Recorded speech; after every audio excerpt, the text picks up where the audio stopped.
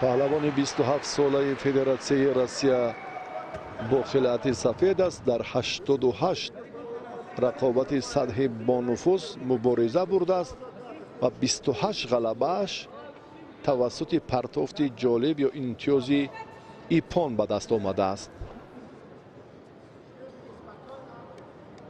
برنده مدال طلای مسابقات گرند اسلم تل اویو در سال 2020.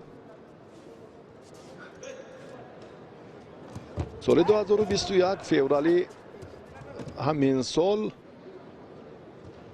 صاحب مدال برنجی مسابقه گرند پری تل اویو شد.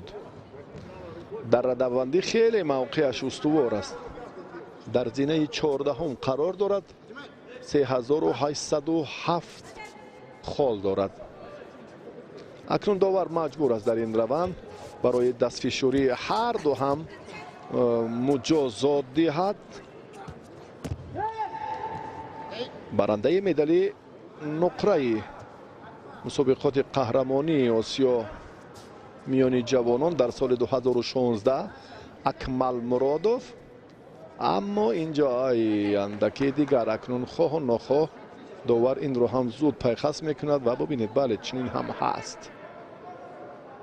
اکمل این رو باید خوب داند که در این روند اندکی با قامتی راست اندکی بله از بالا داشتن بسیار هم برایش مناسب است. این رو هم بیشتر و زیادتر دیده بودیم و چون در خصوصی مهارت حریفش گفتیم که این پهلوان فدراسیون روسیه تجربه غنی و دستاوردهای شایسته هم دارد.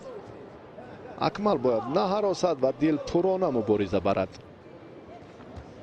قبلا تحت رهبری شیرعلی بازاروف در مجمع ورزشی در کاخ ورزشی پهلوان تمرین میکرد و این الکی سال اخیر فراگیری تمرین ها تحت رهبری ولادیمیر الچنینوف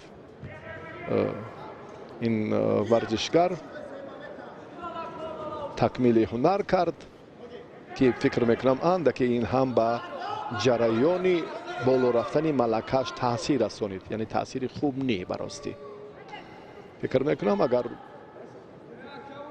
در همان تالار ورزشی پهلوان باقی میماند الکی اکمل شاید یک زینه دیگر یک قدم دیگر کاملا امروز میدانداریش رنگی دیگر میگیرید. این فکری من است.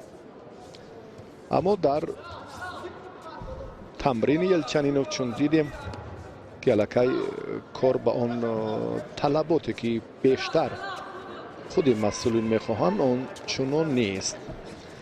رفتی مبارزه اکنون نشان داد در 2.5 دقیقه اندکی وضع معتدل شد. سلسله فشار، سلسله شیدا، سلسله فشار.